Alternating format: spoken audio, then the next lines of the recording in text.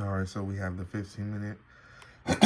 We have the 15-minute CB right here, the selling balance, and I seen how at 8:30, price had taken out all the sell side. That was news coming and taking out all the sell side at 8:30, and then we came up and we filled in the rest of this gap, and we took out these smooth highs right up in here. So I was thinking, okay, I can potentially get a sell off of here. Now I wasn't. Now, if we go to the hour and we just look at price, we can just see that we've been pretty much consolidating. Yeah, this may look like it's kind of trending a little bit, but I don't really look at this type of stuff as trending. This is not really trending to me. This is just more so of pricing limbo phase. It's just sitting around. It's going a little higher, but it's not having any defining move that's going to send it and keep it going higher. It's just kind of like going higher, coming back down, going higher, then staying stagnant, going higher, then staying stagnant. So I knew that with the conditions that we're trading in, I can't necessarily be looking strictly to get all my pips. I mean, not pips, but points, handles, whatever you want to call it. But I gotta, like, that's the key to being profitable. That's the key to getting to improving your consistency, is knowing when to stop, or knowing when to not go as hard, or knowing when to hold back a little bit. So me knowing this, I'm like, okay, you know, I need to be careful. And plus today was more so of a day that I wasn't really trading with a bias, because I didn't really necessarily know exactly where the market was going. That's why I love scalping. Because you can still get your pip, you can still get your points, your handles, whatever, even though you're not technically right about the direction. So on this 15-minute, like I said, we saw the Civi, we saw it come and fill, and if we go in here, right in here where this candle is, price filled the Civi, and so if we go back, and then we go down to like the 2-minute. And I'm gonna take some of this stuff off real quick so you can like see. But as I talk about it, I'm gonna add these things back onto the chart. What that red line is.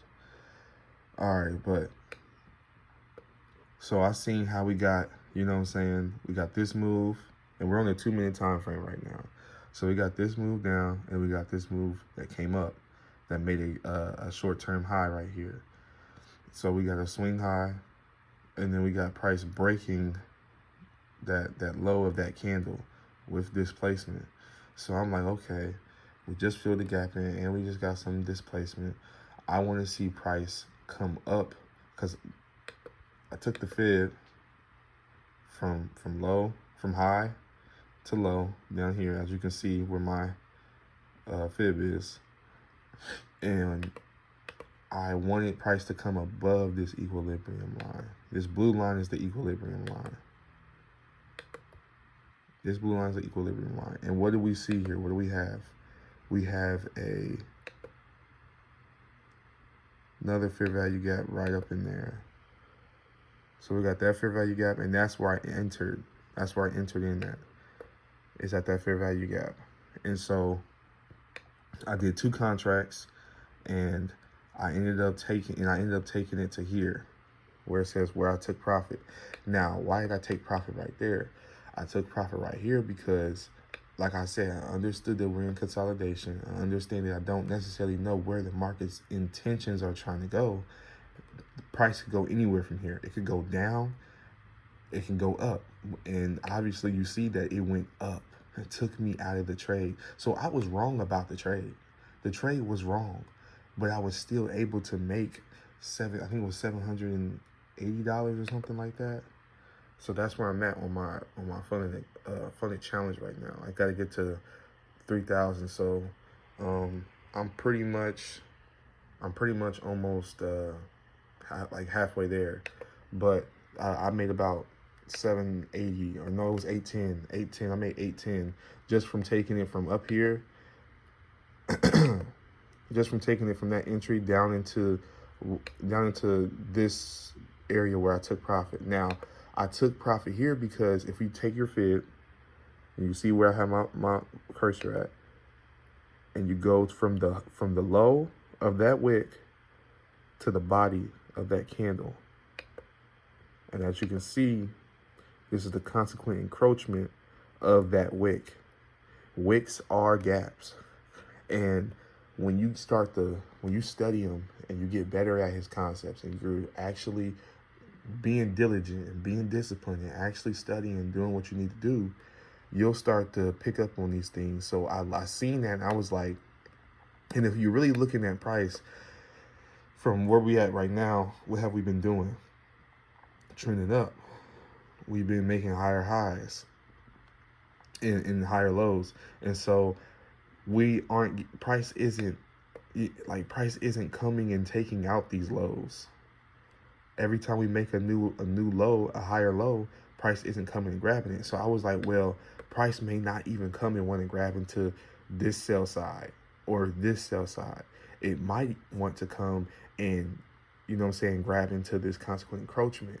Now, my mindset here was like, I want to hold because I'm just a little bit away. But then it's like, you got to understand that it's not just about that trade. A lot of times what I used to do was I used to dictate my whole career based off of one trade. I based my whole career. I was willing to sacrifice my whole career for one trade because I was wanting to be right. I was wanting to be right about where the market was going. You don't have to be right, and it's not about being wrong.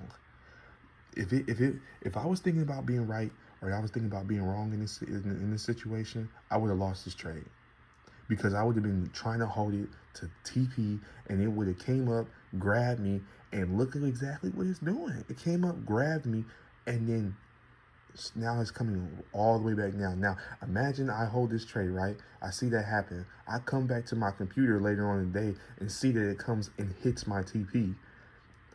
After taking me out of the trade, that's going to dispose even more mental capital.